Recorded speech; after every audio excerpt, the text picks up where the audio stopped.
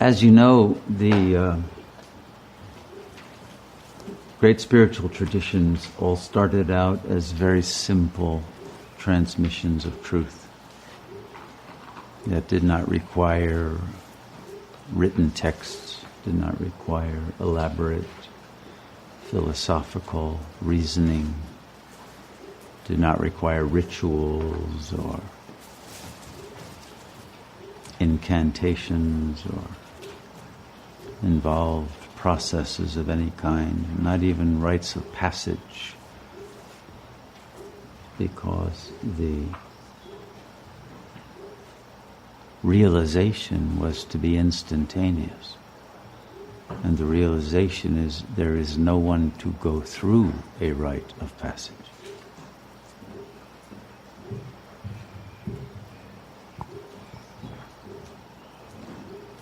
There is no one who has to grow or improve or mature or have some different frame of reference. There is no one who has to change, because you already are the Absolute. And so the transmission was, let's say, signified by very simple words. And in the original, earliest days, those words were a one-word mantra that would be passed, such as Om. And Om, as you know, it contains a huge amount of information if you really want to parse it out and separate all of its elements.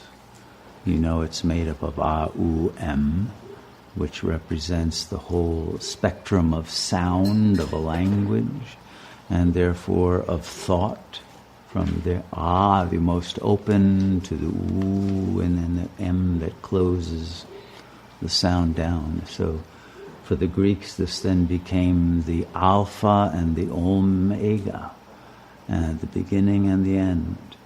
And it represented the horizontal cycle of time and the vertical spectrum of consciousness. And it represented the three avastas: waking, dream, deep sleep, plus, of course, Turiya, which is the silence at the end of the third sound. And so just that passing of the word Om as giving one an entire sense of the ultimate context and nature of reality, and of the source of that Om coming out of the silence and returning to the silence of pure presence. That was all that was necessary. And then for others, they would receive the mantra Shiv, Shiv, Shiva, meaning the 0 point, that which is transcendent of all form, of all time and space, of all illusion, that is made up of no parts, absolute beyondness, and yet the source of all that is, the source of Brahman, Brahman itself, as that which is what we would now say the quantum unified field that contains the cosmos, whose wave functions get modified into the appearances of a world. All of this was understood and passed energetically and instantaneously with a word. And then gradually people couldn't get that word, and so it would be explained in longer terms, and the mantras would then become Om Namah Shivaya. You must bow to Shiva. But you are Shiva. Who are you bowing to? And so Shivoham would remain the second mantra they would receive. And then if they didn't get that, then Om Tat Sat, meaning Tat, the Tattva, the thusness, the appearance of reality itself is Sat. It is not other than Sat, which is another word for the Absolute, and it functions as the Om, circularly in terms of the vertical spectrum of consciousness and in terms of the various states of consciousness that we go in. And so there would be ever more complexity on the symbolic level in order for the transmission to be received without any glitches, without any missing elements to the supreme knowledge, the jnana, gnosis.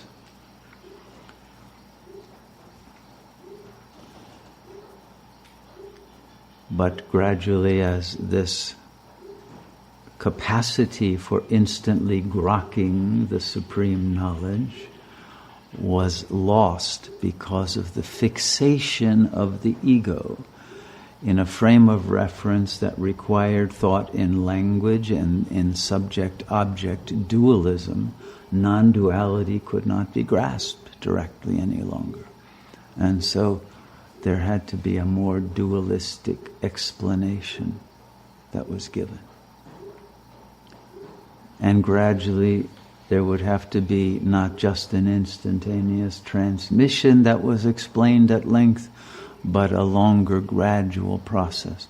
And these gradual processes that used to last a week at most would go on for months, and they would add and add more practices until the processes became lasting years and lifetimes. But that was never the original intention, because it's unnecessary. But as the ego mind becomes more rigid and more convinced that it's a body, and more convinced that its only apparatus of expression is the thinking mind, and it's stuck in the feeling states of its affects, and it is unable to manage and dissolve its past. It cannot live in the present any longer. And so in order to manage life, it has to start repressing and hiding from itself unbearable information that was never digestible, was never able to be liberated from its bound state. And therefore then the unconscious, the subconscious baggage would get ever larger. And the bags would overflow, and then it would have to be projected onto other people because it couldn't be any longer retained, and the psyche couldn't remain in equilibrium any longer. And as the projections would get more negative because of the self-images, the self-attacking thoughts, and self-concepts became more intensely aggressive and frightened and lustful and greedy, then those would be projected, and it would create paranoia because you would see others in the very state that you didn't want to recognize that your own ego was in. And rather than purifying the ego, you'd blame others and try to change them. But all of this psychic hygiene then had to be turned into processes of transformation that were very gradual, because the ego defenses and its resistances became more tenacious. And so as we get into the modern times, particularly in the West, very extreme forms of psychotherapy are required. You know, when Freud developed psychoanalysis, it was intended as a short-term therapy. And his first clients, he thought he was able to cure hysteria within a few weeks. But, you know, they would come back and say, "I'm sorry, I'm not done, Sigmund. I got a little more work to do."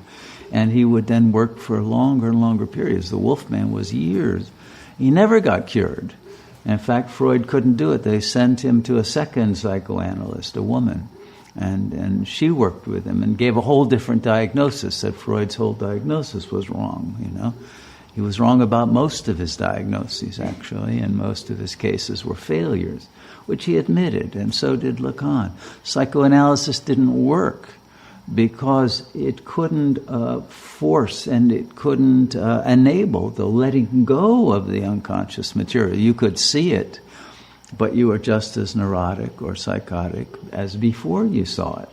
because the ego was too weak to be able to disidentify. It was attached to its symptoms. That was its identity. That was its modus operandi. And so it was afraid of collapsing into anxiety of the unknowingness of who it was if it would let go of that. And so psychotherapy has proved a failure. And psychoanalysis, of course, once it was recognized as being flawed and ineffective and interminable, as Freud himself admitted at the end, other forms of therapy developed, Gestalt therapy and various behavioral, cognitive, and all kinds of expressive therapies, and then movement and dance therapies and psychodramas and all kinds of approaches.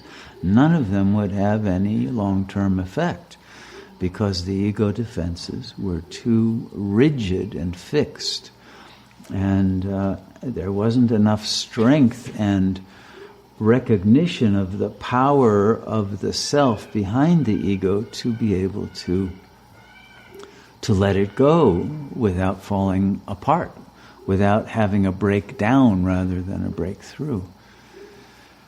And so then, of course, pharmaceuticals took over and have pretty much replaced psychotherapy. It's almost impossible to find a real talk therapist anymore, and especially anyone who will do long-term work and sit with you through all of the agonies of the different levels of the subconscious.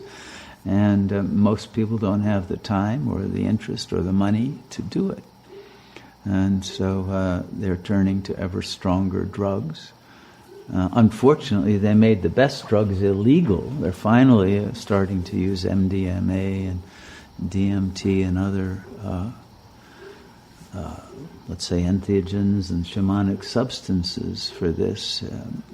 And of course people on their own are going to do ayahuasca ceremonies and taking mescaline and psilocybin and smoking toad crystals and all kinds of things. But I don't know of anyone who's ever gotten spiritually liberated from any of this. I know several personally who've gone psychotic as a result of these experiences, and many who have had really horrible trips and wouldn't do it again, and some who have had very amazing trips with lots of insights, but they haven't dissolved their ego. And they go back and do it again and again, and it becomes like a way of life to take these things. But it doesn't produce the results people want from it. So, again, we've reached the situation of the real self being unattainium. And the only way out of it is the realization that the ego doesn't get out of it. Okay? It's very hard to convince anyone of that. The ego doesn't get out of it, and it won't get out of it, but you can get out of the ego. You see, and that's why I said in a teaching recently, it doesn't matter if your ego is normotic, neurotic, psychotic, or in any other condition. Once you know you're not the ego, you can jump out of it at one moment. You take a quantum leap, okay? That's the only way to do this. It's instant enlightenment. Now, it may take a very gradual, long period to convince you that you can do that and that you want to do that. And that's why we have a trivium. And, you have a paradigm shift and you start to disbelieve in materialistic reality and the idea that you're a body and that your consciousness is a product of brain function and neurochemistry, and you start to recognize that science has recognized that. Mainstream science has recognized that the fundament of the cosmos is mind, consciousness, not matter. Matter is a derivative illusion. Quantum physics says that, which is why we're now calling our meditation weekends contemplation weekends. Because if you're not informed by quantum physics and don't realize that you yourself are a quantum phenomenon, your mind is just like a subatomic particle interconnected with all that is, with cosmic mind, with the quantum unified field.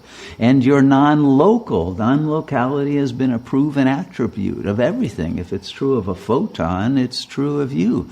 A wave function, but the wave function never ends, and it's part of the oceanic consciousness that is this infinite unified field. Unified, one mind, one consciousness is all that is. And it produces the wave functions that then get collapsed into apparent forms and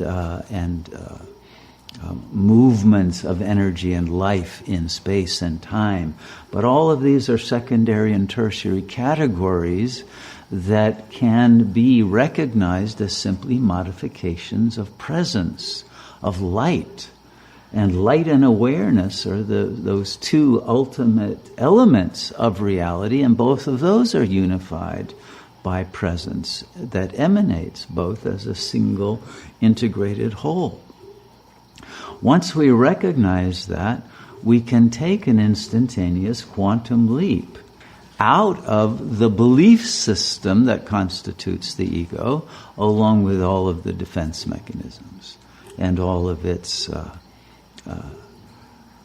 collusions with negative affects and attachments and fears and desires and all the other bondages that it thinks it has that stops it from liberating itself. Okay? And of course the ego mind will convince itself it's not ready, it's too delicate, or this is not a safe place to do it, or I need to do a few other things first, or but what will I do with my life after I'm enlightened? Let me figure that out first, or all of this ways to delay the process that isn't even a process. So the point being, it is our function as an ashram not to continue to give people the wrong impression that this is some long process. You can make it that's your choice, because consciousness has power. You make your own reality. If you choose to create a reality in which you can't become enlightened, voila, you've done it. No one can stop you from doing that. No one can stop you from choosing Maya over Brahman. No one can can stop you because you have free will. No one can make you be happy. Okay? So if you prefer the misery of the ego and its repetitious repertoire of illusory patterns of self-created misery, fine, but accept that you are doing this voluntarily as an act of your own enjoyment, not because you're a victim of your environment.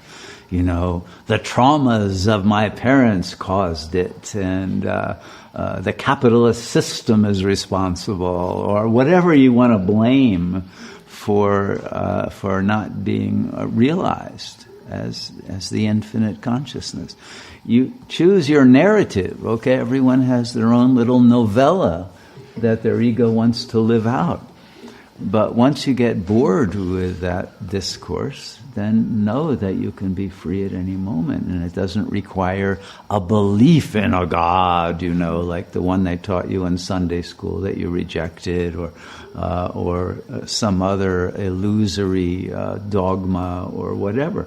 It's about freeing yourself from all belief systems, all frames of reference, and don't take what I'm telling you as a belief system either.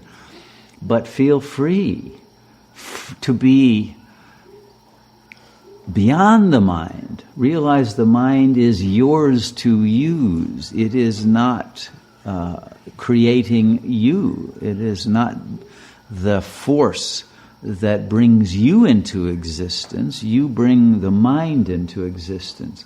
But then the mind, with all of its embedded theories about reality, most of which are subconscious, projects a world. And then you will be angry at that world if you are not a happy ego. And if the premises of your mind are that I'm a loser and the world is unfair and it should be different and I'm lacking and I need this or that and I'm not really loved or worthy of love. Or if you have that as your underlying axioms, then the theorems and corollaries that will appear as your life will prove it to you, okay? Because consciousness is a feedback system. And whatever you think, whether consciously or subconsciously, is going to come back to you as an experience, as a situation.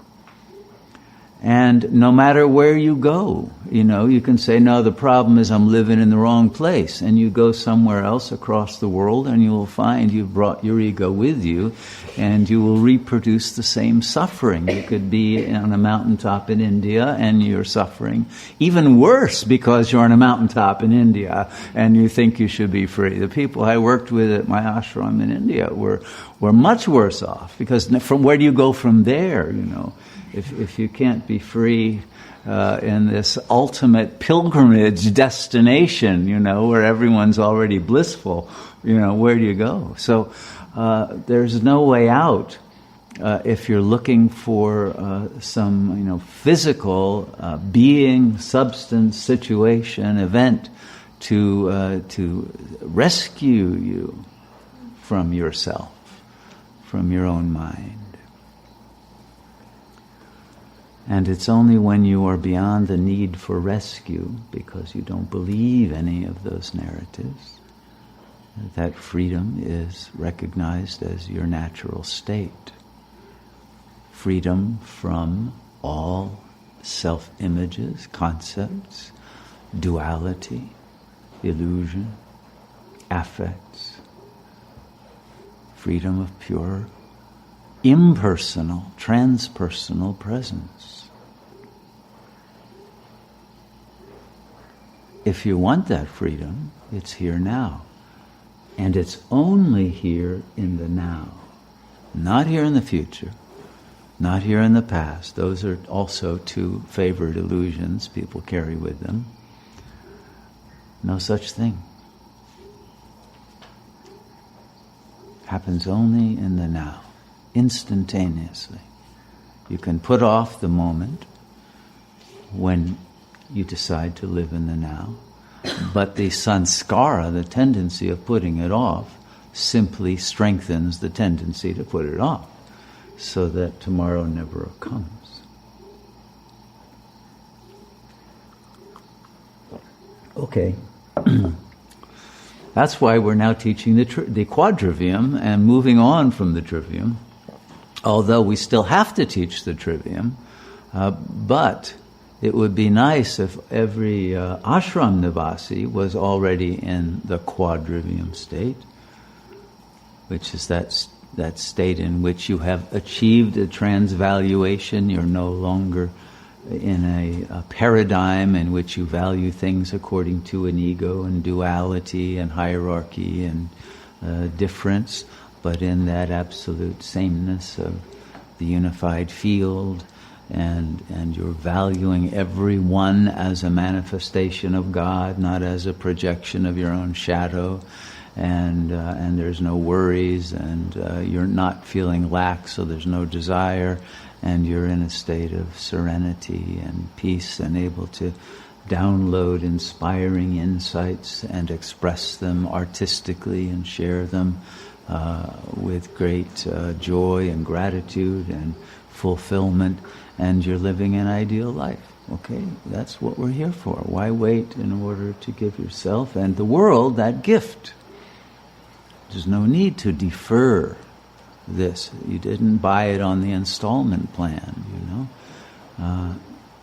Accept it now. Make use of it. Live it. Why not? You know all of this. There's nothing more you need to learn. I'm not holding back some secret mantra that you need in order to cash in and become liberated. You have it all. You know it all, and you are that which you know is your ultimate yearning and destiny. But that destiny is now.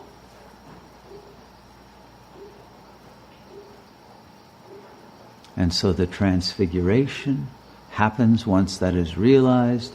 The transmutation of the body happens spontaneously and automatically. And the transfinitization of consciousness, the non-locality, the actuation of all of those quantum potentials, they begin to manifest as you let go of the localized consciousness of the dualistic ego. But to do that, you have to give up the bad habits of reification and objectification of consciousness. There's no such thing as an object. If the world is consciousness, that is subjectivity. It's not even subject, it's just being, presence, because it's not subjected to any force or form. So everyone is already that one presence. And there are no things. Don't make the world into a bunch of things. The world is a cornucopia of abundance, yes, but it's an abundance of consciousness. That's why the word think and the word thing are related. A thing is simply something you think into being that is able to be an assistant to your consciousness in achieving the aims of increasing joy and bliss in the world. But that's all. Everything is a function of thought. Abundance, because there is no lack. Once you are in the state of realization, you are in the state of realizing there is no scarcity and there is no lack. That's an invention of the ego. And the capitalist system feeds on that and makes everyone slaves because they are indoctrinated into the belief in lack and the need for money. Well, soon the money system is going to collapse. And the currency, the word for currency, it comes from current. It's the electric current of prana and of shakti. This is what will replace the money system, the real power. Who is able to give you some current, some energy, some life, some inspiration, some power, some love, some light, some wisdom? It comes from that current of divine energy. If you're connected to that current and can plug other people to that current, they'll give you whatever you need in order to stay connected. You don't have to worry. The system is about a network of the flow of the current of divine energy. And once that current is flowing, the whole world system will be based on a new order, and it's the divine order of this divine energy that no one can have a monopoly on.